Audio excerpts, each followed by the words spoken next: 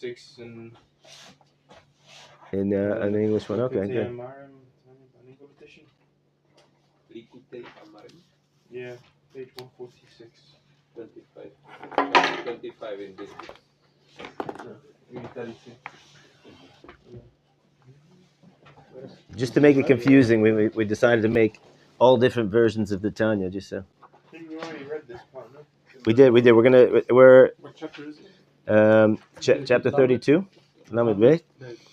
Today we're starting at the bottom of the page. You see where there's the two dots? As for the atomic statement? One line up. Oh, yeah. Right, that sounds like a proper translation. In Hebrew, it's two dots, one line up from the bottom, and it says Vav Mem Shin. Yeah. Okay, great. So we're together inside and out here. Okay. So back in the Heilige Tanya. Now just a quick historical note that it's you see on the front it says Likutei Amarim, and we call it Sefer Tanya. So the reason why it's really called Likutei Amarim, which means a collection of teachings. And that the way the Tanya actually came about was the different Chassidim of the Balatanya, the Alter Rebbe, spread out all over Russia and in Europe. They would ask him to send them discourses in Chassidut, in teaching and instruction, and so he would send them, and then they gathered them all together. He gathered them all together afterwards, and they printed them in one version. Likutei Amarim, Likutei, that's what it means, a collection. But we call it the Tanya, because the first word is Tanya. The first word is Tanya, and it says that there's actually a teaching. You guys will be interested in the Gemara, that they say that the entire soul of a Masechta, of a tractate, is really hidden inside the first word. That's why you see in the Gemara, the first word always has a big frame around it. So there you go. But anyway, so Tanya, let's go back into what we were talking about last time. We're talking about the mitzvah of V'ahavta l'recha kamocha, to love your fellow Jew as yourself.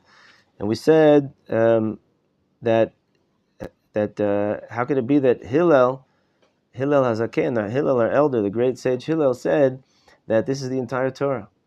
The rest is commentary about this one mitzvah.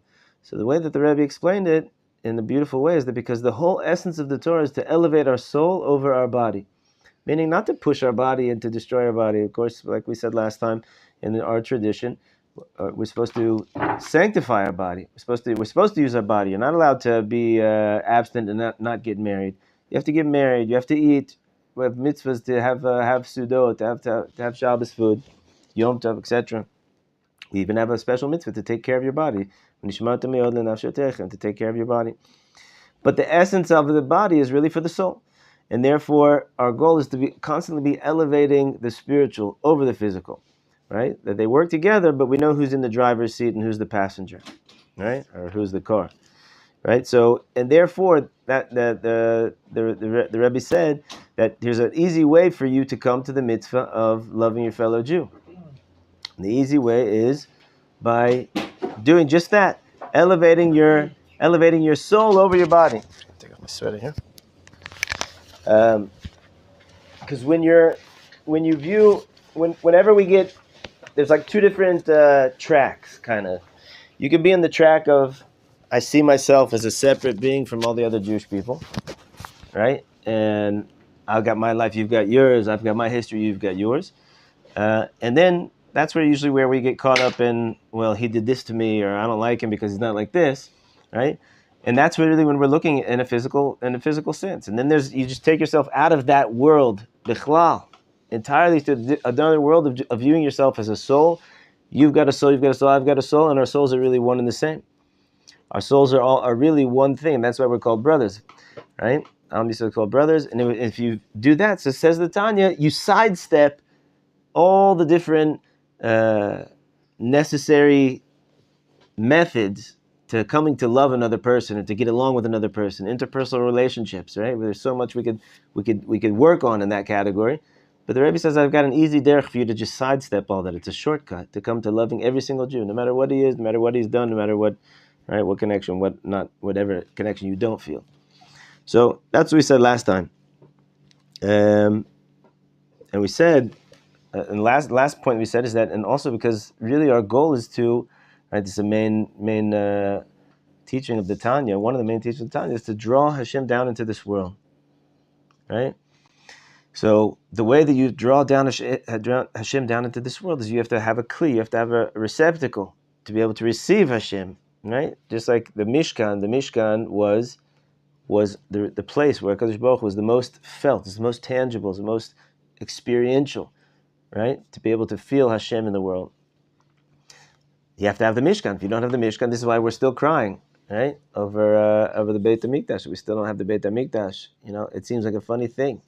Like after all these years, Judaism has taken on so many different forms and so many different ways of serving God. Why do you need the Beit HaMikdash? I actually know a Rav. He's a very big Talmid Chacham, and the sweetest neshama in the world. And he was a Rav b'Yisrael, and he said, I didn't believe that we needed to have the Beit HaMikdash. I didn't daven for the Beit HaMikdash. Because I said, what do we need it for? Really, what do we need it for? We've got the Torah, we've got shuls, we've got, there's so many ways to serve God. What do you need the Beit HaMikdash? It's a mitzvah from Torah. It's a mitzvah from the Torah, but if we can't do it, we have a klal that if you're not able to fulfill a mitzvah, right?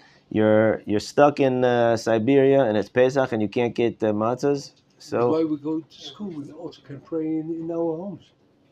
It's exactly the same. That's a good question. Good question. But here we have a shul.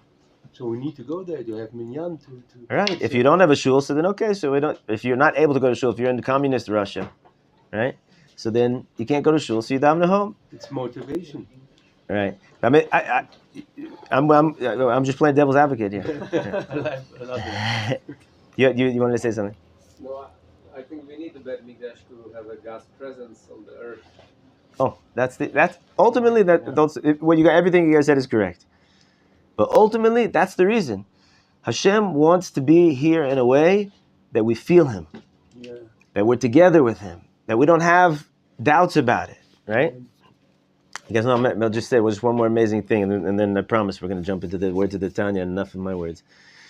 This is an amazing thing. We say, and it comes to the three chagim. We say we are mourning in our Shmona Esrei and Musaf. We're mourning the fact that we can't go to the Beit HaMikdash. Now, there's so many things that we did in the Beit HaMikdash that we cannot do today, and we don't give a whole long list. We say three things, which I've never seen this written in any sefer, but it's clear to me that Chazal, that they established this as the nusach of our tefillah. But these are the three absolute most critical things that we are lacking, that we don't have the Beit HaMikdash, and therefore Hashem, we're saying this is what we want to do. First we say we can't do these things, and then we say, Hashem, it should be your will that we should go have the Beit HaMikdash, and we should be able to do these things. La'alot, to go up. Le'ra'ot, what does le'ra'ot mean? To see. Try one more time. Le'ra'ot. The light to look. To look. To perceive. Perceive maybe, right? To see. How do we say to see? Lirot. Here it says le'ra'ot. What do we say when we say goodbye in modern Hebrew? Lehitraot. We'll see each other later. Le'ra'ot means to be seen. To be seen. And the third one is ulishtachavot, and to bow, to prostrate ourselves fully to Hashem, which we're not allowed to do. Again? La'alot, le'ra'ot, v'lihishtachavot. To full prostration, full bowing down to Hashem, which we're only allowed to do in Beit HaMikdash. Right? So it says in the Torah, we have to go up, lira'ot, to see Hashem, v'lira'ot, and to be seen by Hashem.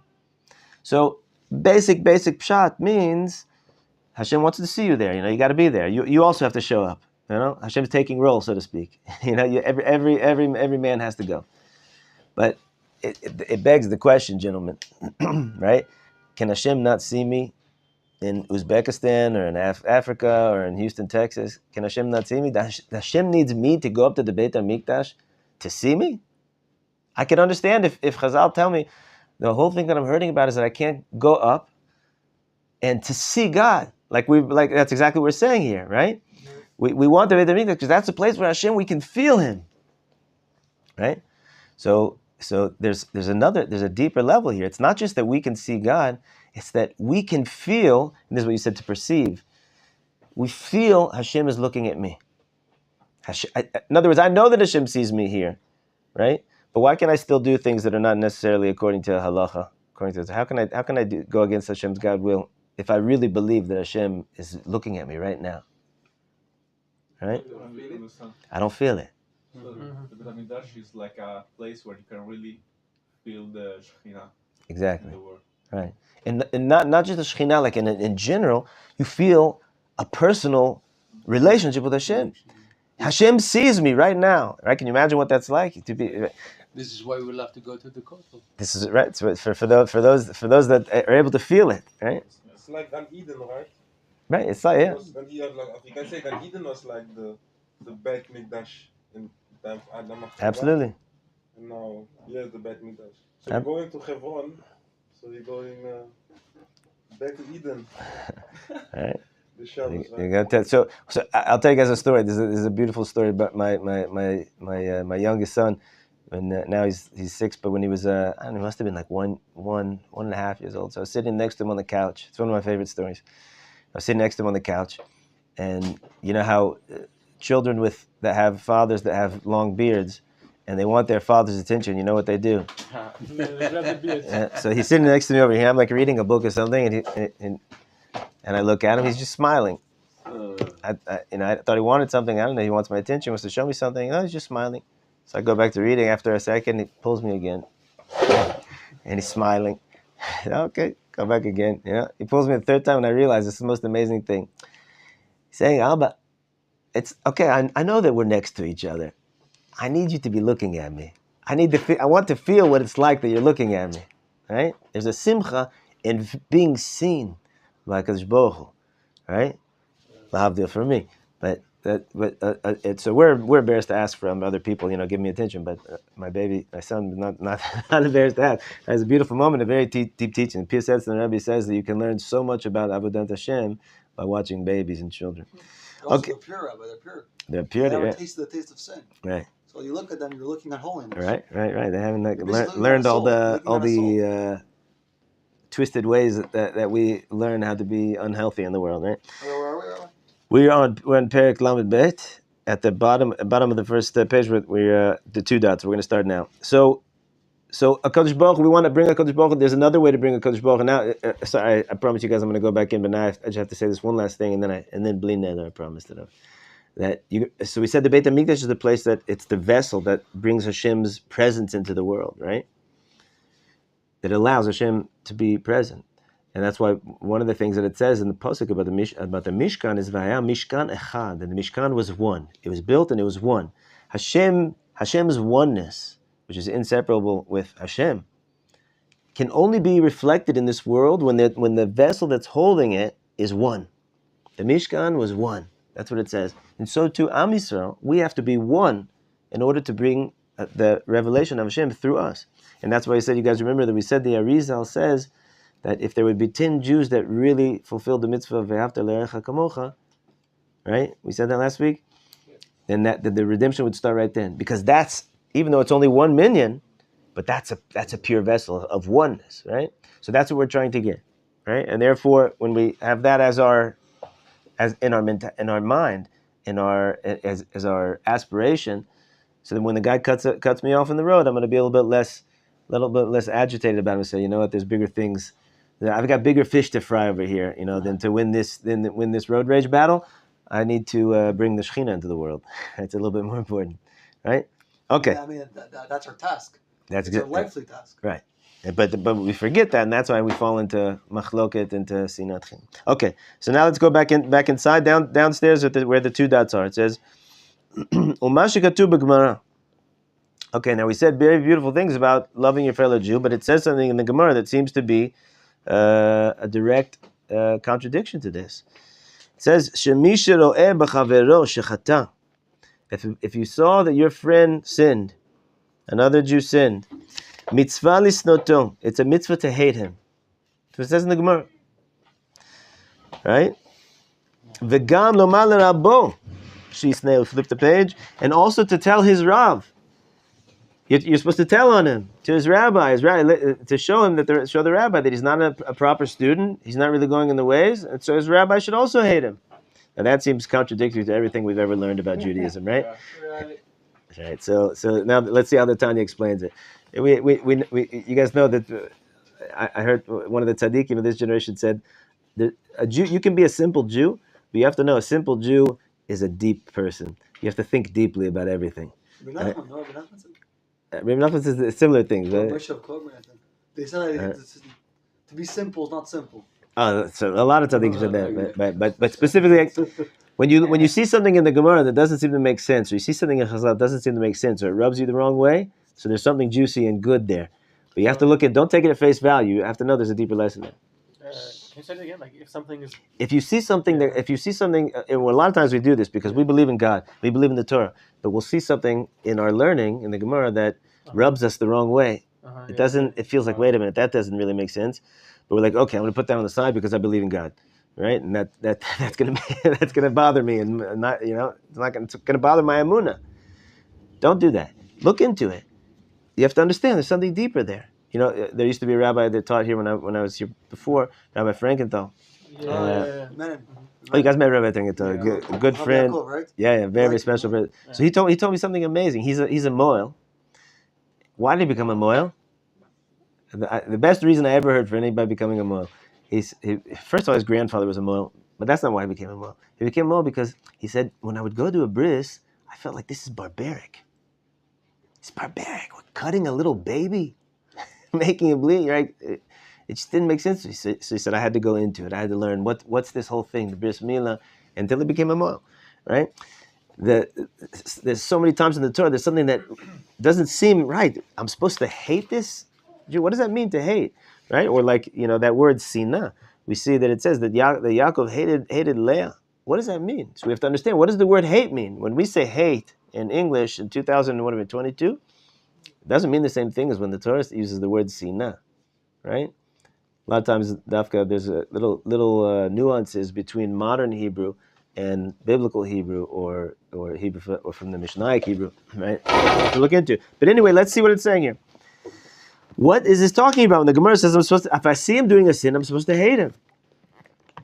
Hainu b'chavero b'torah. First of all, we have to make the proper definitions here. When it says chavero, your friend, when you see your friend sinning, you're supposed to say, what does it mean? What friend are we talking about? Chavero b'torah mitzvot. Ukvar kiyeh, right? A couple of conditions here. One, he's already a person that he's on the same level as you when it comes to Torah and mitzvot. Meaning he's already entered into the chambers of Emunah. And he already knows what God is, right? And now he knows that. He's not ignorant of what it is, and he has Emunah. Not talking about somebody that doesn't yet know about God, doesn't yet know about the Torah, or even if he does, he has got some type of trauma or something else going on with him. Talking about someone that's in your same category, right? That's one. And two, Kiembo mitzvat hocheach tochiach et amitecha. And you already tried to strengthen him. You spoke to him. You said, "Hey, Yankel, what's going on? I see you smoked a cigarette on Shabbos. What's going on with you? Right? Don't you know that it says in the Torah? Right? You have to rebuke him. Of course, rebuking doesn't mean smacking him over the head. Rebuking means in a soft way, trying to make him better, trying to confront him or try to strengthen him. Right? And Delve deeper with him. Delve deeper, right, with him. It already says in the Gemara. Rabbi Akiva said that already in his generation, that's going back quite a number of years, there's already nobody left in the world that has the ability to properly rebuke, and therefore Rabbi Akiva said it's mashma from that Gemara that we shouldn't rebuke anymore, but like you said, to maybe go deeper with him, speak to him. Hey, what's going on? I see that this happened. Something must be hurting you, right? So, and the Gemara says about hocheach tochiach et amitecha. You should surely rebuke your fellow. Amitecha. What is the word amitecha? Your fellow. Am sheitcha b'torah u'mitzvot. It defines it as someone who's on the same level as you with Torah and mitzvot. Meaning it's not somebody who is new or somebody that's got baggage or somebody that's in the same place as you. Only in such a situation should you approach him and you should say, "Hey, what's going on here? I noticed," right? We have to know what our place is, and we have to know what another person's place is. We have to know the context, right? Mitzvot va'af al piken, third line down, second word in. Va'af al piken lo shav micheto, and even though you rebuked him, you tried to talk to him about it, so he didn't do tshuva about it. He didn't change. Just like it's written in Sefer Charedim, the book of Kabbalistic book from 500 years ago. Aval misha eno chavero, but someone who's not your friend, so to speak, on your same level, in your same category. Ve'eno mikurav etzlo, and he's not also someone that is your, like we use the word colloquially, your friend, your buddy. Hine, hazeh on this, so in such a person, which basically is like 99.99999% of the people that you ever will see in your life, right? This is what Hillel Hazaken meant when he said, "Heveh mitamidav shel Aaron." You should be like the students of Aaron HaKohen. Ohev shalom v'chulei, right? To love peace, seek peace. Ohev et habriot u'mikavan l'Torah. Love all of Hashem's briot, of Hashem's creatures. It's interesting why he uses the word creatures and not all of Hashem's humans, Hashem's children, right? We'll see in a second. U'mikavan l'Torah, and to bring them closer to Torah. And that's really the derech, like in Chabad Bechlal. That's that's the yesod. It's the foundation of the Lubavitcher Rebbe's approach to kiruv, right? And here in the yeshiva, that Mishnah, Hillel Ohev et habriot u'mikavan l'Torah. That's like they took it from the Rabbi. That's the slogan of Machon Meir. They took it from the Rabbi. Yeah. Right.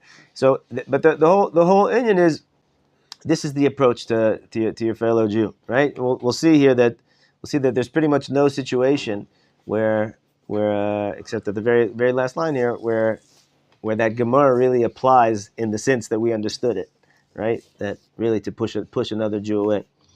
Lomar, back inside. Lomar she'af arechokim mitorat Hashem v'avodato. But this is to say that even those that are far from Hashem's Torah and His service, lachen nikraim, that's who it's talking about. Lachen nikraim b'shem briot. That's why they're called creations, ba'alma, like a creation. Meaning they didn't even enter into, right, the chambers of Avodat Hashem and closeness with Hashem, right? You guys know,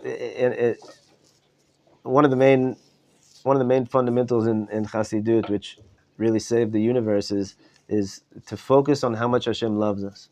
Like to put the context of everything that we learn in the Torah has to be in the context of that Hashem loves us, and the whole thing is here for our good. Everything is for our benefit. You know the Gamzu Latova. That right. And Eich there's a line from the Arizal. This is an unbelievable line from the Arizal. He says Yesoda Bria. That the foundation of the creation is Hakadosh Baruch Hu Tov. Hashem is Tov, but derech hatov lehetiv, and the way of infinite good is to do good, is to give good, is to benefit, is to Be benevolent. Benevolent, right? That's the yesod of the creation, that Hashem is good. So so let's take it back to what I was saying just a couple minutes ago. If you come across a Gemara that you're like, oh my goodness, that sounds really crazy, right? Delve deeper. You need to find the good inside it. Right. What if it's not in the Gemara? What if it's something in your life?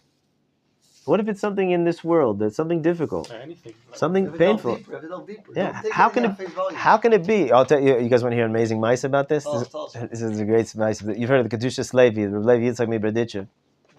One of the greatest Rebbes of all time, one of the most beloved Rebbes of all time.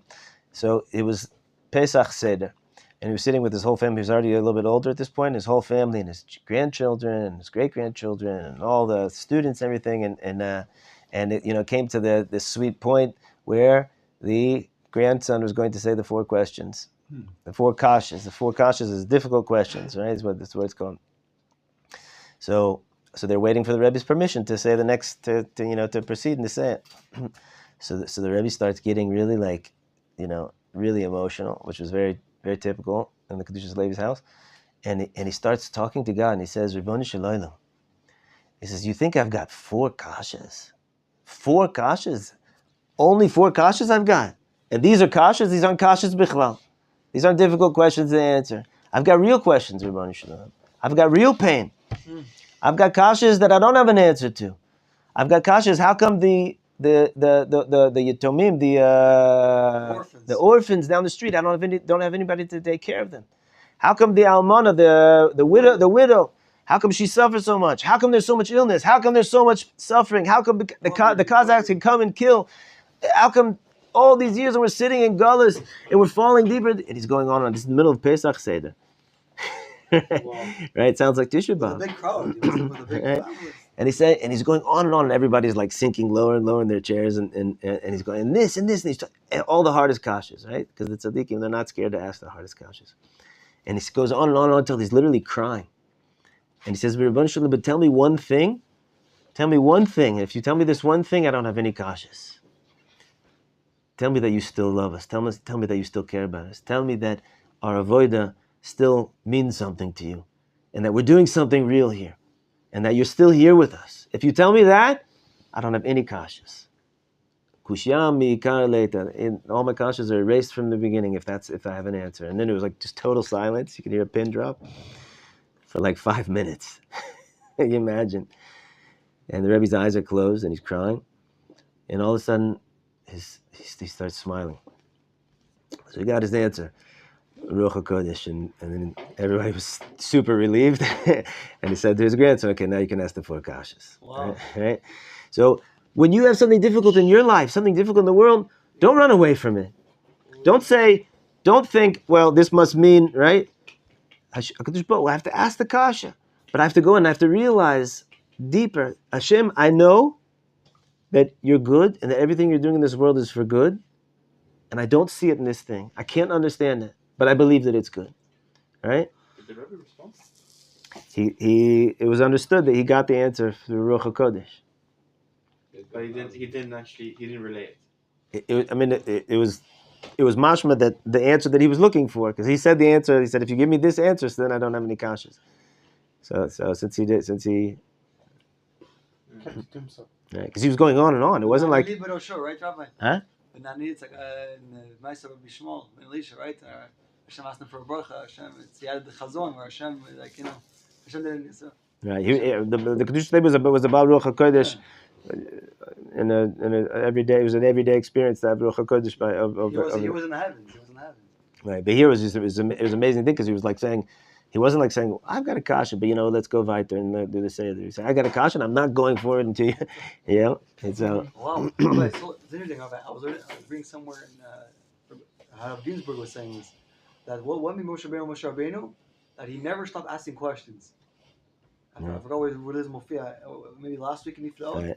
There's a lot. Saying that because Moshe Rabbeinu was asking and asking, he never stopped asking questions. That's the way you were Kona Talmud Torah, by asking and going and pushing. And also in this, in not just in Torah, like we're saying in the Gemara, but also in the difficult places in our life, by turning towards God during those moments and looking for God in those moments, right?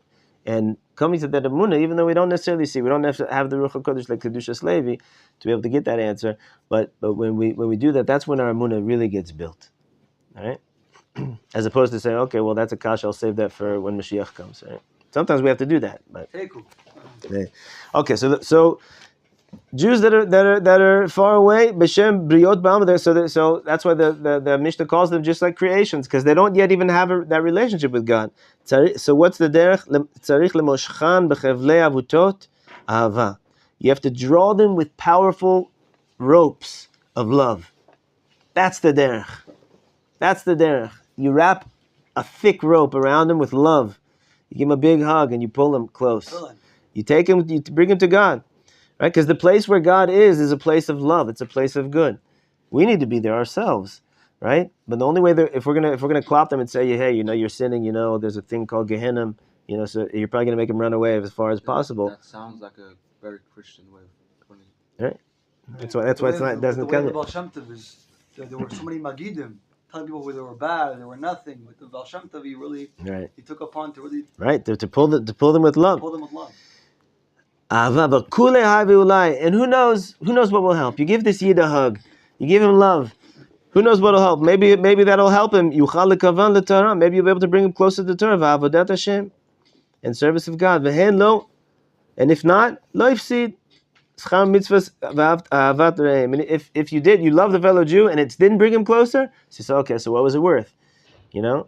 No. You still have the reward for loving a fellow Jew. And even those that are in that category of they're in your same category, and you rebuke them, you try to help them figure it out. What's going on? Why are you struggling in this thing? Right? And they also didn't do tshuva, meaning, in that category where you're supposed to rebuke them, and it didn't work. That according to the Gemara, it's a mitzvah to hate them. So now, what does that mean? It's a mitzvah to hate them. Mitzvah la'avam gamken. Just because it says there's a mitzvah in the Gemara, it says a mitzvah to hate them, which it doesn't say that anywhere in the Torah, just in the Gemara. But in the Torah, it does say ve'avta l'reacha kamocha. You have to love your fellow Jew. At what time of the day are you supposed to fulfill that mitzvah? In the morning.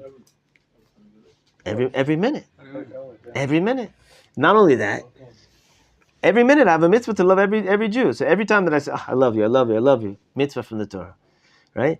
But it also says, Lo tisnat achicha bilvavecha. Don't hate your fellow Jew in your heart. The Chafetz Chaim says something very scary about that. He says that every minute, every second, he really says that you're holding a grudge upon a person or you're hating them in your heart. Every second is another sin. And it brings it to me. He has a whole thing about it, and he has a kuntres called Avas Yisrael, and he talks about it. It's very, very scary.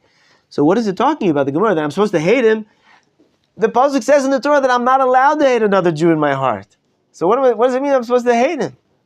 So here it says, you have to hate him, says the Gemara, but the Torah says you have to love him. Gamken ushtehem hen emes. And both of them are true. How do you fulfill that?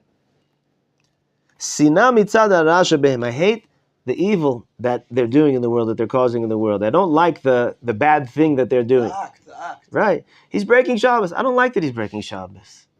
Right? He's being a nasty person. I don't like that he's being a nasty person. Didn't Rambam once say that a Jew, someone who's halachically Jewish, who violates the Shabbat has a den of a goy? Kigoy. How do you kigoy? If he's mechal Shabbos b'farhesia, right? But it's kigoy. B'farhesia, and publicly, if he publicly breaks Shabbos, but that's talking about someone that knows about Shabbos, knows about God, right? Oh. A mummer?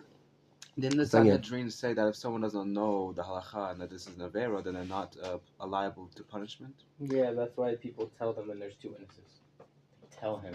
Right. If he continues to do it, then. But even that din of his kagoy is like a goy is there's certain halachic ramifications of that, but it's not applicable to this of like what's my approach supposed to be with him on an interpersonal level, and how am I supposed to view him like on a psycho-spiritual level. I'm supposed to view him. This is a fellow Jew. I love him. I need to bring him close. And shouldn't we have some sort of humility and say that the reason that he's not doing the Ba'al Teshuvah is because it's incumbent on us as Torah-observant Jews to sort of open our arms and love our fellow Jew, and that's how they will turn to Torah?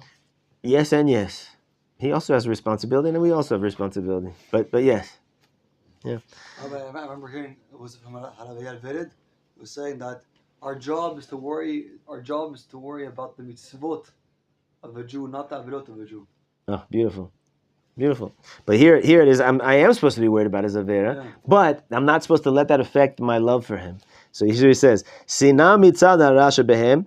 I have a sina, hatred, a bad feeling about the bad that is in him that he's doing. Ve'ava mitzad b'chinat tov haganuz shebehem. But love from the side of the good that's inside of them, even if the good is very hidden, because some people make it very difficult to love them, I don't have to tell you, right, on a pshat level. But the good that's in him, I love.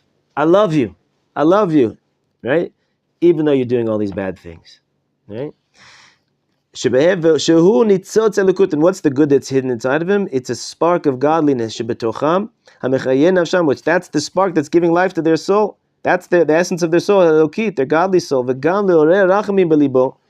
not only are you supposed to love him, say, okay, I love him because of that godly soul inside of him, even though I don't like what he's doing. And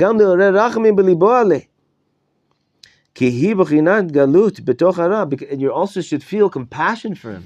This poor Yid, he doesn't know what Shabbos is, right? I was once learning with one of my Rebbes on Shabbos, and we got to this piece of, I don't remember what we were learning, but it was so sweet, and everybody just kind of like felt the sweetness, and we were just kind of like, we stopped for a second to like just feel the sweetness. Which Shabbos was it? This is one of my Rebbes, Rav Stavsky, and the wrestler. He's everything, But, right? How's he doing? I heard he was a. Bochshem. Anyway, so we're learning. It was so sweet, and we stopped for like 5 seconds of silence. Everybody was just like smiling and just kind of like in Gan Eden for a minute. So on Shabbos, and so Rav Stavsky said, he said, if you would bring any Jew in the world, that he said he's the biggest. What do you call it? Not Russia. Don't believe in God. We're just atheist, biggest atheist. You bring him right here at this minute. If he would taste the sweetness, everybody would be motivated. He would admit that there's a God, and he would start giving Torah right now. Right? There's a sweetness. So you have to have rachmanis. We're zocheh to taste the sweetness. Who here has tasted the sweetness of Shabbos at some point in his life? Oh. It's gewaldig. What could be better than that? What could be better than that? Gewaldig is there's no. Amazing. Unbelievable.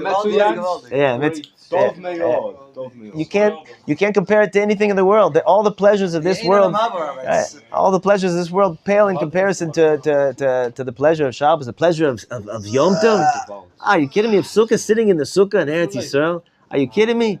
There was a student here, a beautiful student, one of my closest students from all the years.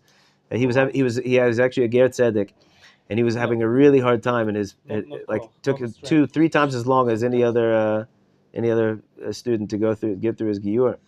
And at a certain point, someone told him, "Look, maybe just let go. Stay a non-Jew, keep the 7 mitzvahs b'nei Noach, and you'll have olam haba." So he told him an answer just from his gut. Olam haba, you'll have the world to come. Olam haba. Yeah, olam haba. So he told just from his gut. It's the most beautiful answer in the world. He said, "I don't care about olam haba. I want olam hazeh." He said, "How can I have? What kind of olam hazeh was it? What, just to go and fresh and eat and go see the Great Wall of China? That's olam hazeh. I want Shabbos. I want Pesach." Right? Purim, right? Purim is like, we can barely even say it, so holy, right? So, so he says, so the Rebbe is saying, not just to love him in like a kind of distant way, but and hate the bad that he's doing, but love him and try to draw him close, but also have compassion for him. He doesn't even know what he's missing, right? He has a Jewish soul is the holiest thing in the world, and it's in Golus right now. Right? He's trying to make it on Broadway. He's trying to make it on whatever. And I'm not saying anything bad about anybody making it on Broadway. I'm saying if that's a replacement for God, and it's a replacement for the Torah, he doesn't know what he's missing. It's like trading. I'll give you my mansion and my great cars for a broken down donkey, right? Whatever. That's muscle all them hot, right?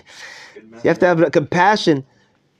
Right, that his neshama, his givaldi neshama, is in galus. Betoch ra misitra acha hagover aleh berishut v'rachmanis mivateles asina, and it's only because of the Yetzer Hara, and it's because of the klipas, and it's all the bad forces, right, and the dark forces in this world that are confusing him. It's all confusion. It's only confusion, right? The Gemara even says that a Jew would never sin unless a ruach of shtus came into his heart before. He has a ruach shtus, which means that he has a momentary insanity. It's momentary insanity.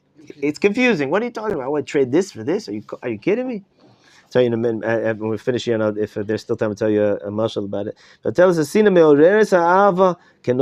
when you have rachmanis, when you have compassion, so that the compassion arouses love in your heart, and it pushes away the sina. So even though you're supposed to dislike the bad that he's doing and love him, but it might not be so easy to tap into that when you draw up the compassion for what's going on. This poor guy doesn't know what's going on with his neshama, right? So then he can bring you to love him. Just like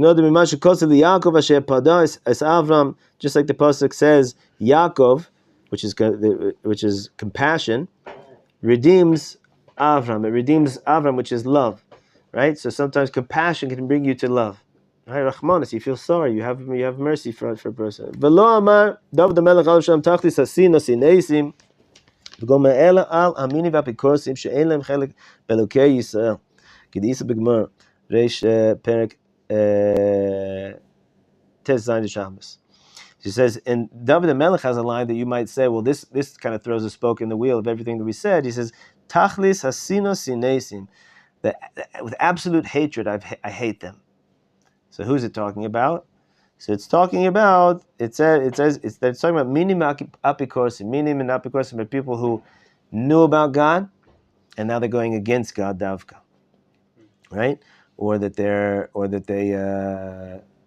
even trying to get other Jews to stray from the derech, right? So in such a situation, so then we have to go to war, right? If you have even if it's a Jewish person and he converted to Christianity and now he's trying to what do you call it, to convert other people. So then we have to be ready to go to war, right? But if it's not that extreme, which is very, very extreme, so we have to love them. We have to draw them with cords of love back to Kadosh Baruch Hu, and to dislike the bad that's going on, and that's it. That's where we end it. I don't dislike you. I don't hate you. Chas v'shalom. We're not allowed even for a split second to have that in our heart. Like I said, the Chofetz Chaim said that every second that it's in your heart, so it's a sin. Not only that, he says it brings a ruach ra, brings a ruach tuma. He says a spirit, an impure spirit on your heart. He says, now if I bring an impure spirit chas v'shalom on my hands, okay, so my hands suffer. But if I bring an impure spirit in my heart gives blood and gives life to the rest of my body. So that it really brings an impure spirit all over me, chas v'shalom. So we have to be very, very careful about that, right? We have to be very, very careful when we have to notice. I'll get to you in 1 second. When we have to notice when we're feeling bad feelings about another Jew, we have to work on it immediately. Don't push it off until Yom Kippur, right? Right now we need to work on it and bring ourselves. And let's tie that back into maybe the theme of today is like, and if you're finding that one difficult, like the Rav Dessler says, if you're struggling with a particular Jew, daven for him. If you daven for him, so then it'll be able to calm your negative feelings for him, and it'll be able to help you bring you to love him. And maybe that's exactly what the Tanya is saying, because if I'm davening for him, I'm having compassion for him, and then that brings out the love, right? So, but we need to make it our business to do that. And again, just to summarize, I didn't forget you. When our major goal is to draw down Hashem into this world. Let's not forget that goal, and let's remember who we are and what these other Jewish people are, and that we're all one, and we have a job here to love each other, to make this one clear, to bring Hashem, and not get caught up in the little stuff. But if the little stuff does catch us, and we are caught up, so let's work to go into it, to daven, to bring compassion, and to remember to make a separation, to love the person and hate the bad that he's doing. The Rabbi said that you have to separate the shita from the person, no? Separate the... I've never heard that lashon, but this lashon is a lashon that all the tzaddikim said. That, yes, you want to ask a question? I forget your name. Sorry. David, is it? Ravit. I think there's a very big challenge, because I really do understand what you say when you talk about to love our next fellow Jew, to have compassion. This is beautiful. I love that. But I think there is some emptiness between understanding and what we need to do, to compare with the action what we need to do. And I ask myself how you can fill up this emptiness between understanding and doing. Because when I'm going to pray for this fellow Jew, I think it's a very easy thing. I can do it. Right. Then I can sit back and let the day go. But right. I need to do something. I need to do much more about this. How can I motivate myself to come to action? Right. Well, let me ask, are you asking, is it a question of motivation, or is it a question of, I don't know what to do? How do I do this? I don't know. Sometimes we have these situations, we meet people and we don't like what they do, like hating, maybe not this strong word, and we know we don't need to do this. It's not okay. It's not okay. We understand, but how we can act for ourselves to do it. So it's a great question. I would say maybe a few things. One, davening is great, and two, I think this is really I'm about to give you guys a gem. Get ready. Find yourself. I don't even know if I'd call them a mentor, But find yourself not even a rabbi for sure need, but but in the category of loving your fellow Jew, find yourself someone who's like more well learned than us, who we can learn with. A dugma, someone who you see that they've got that cold, they've got it on a very high level. I know two people like that. But I'm talking about someone within your life that you can watch them, you can observe them, how they do it.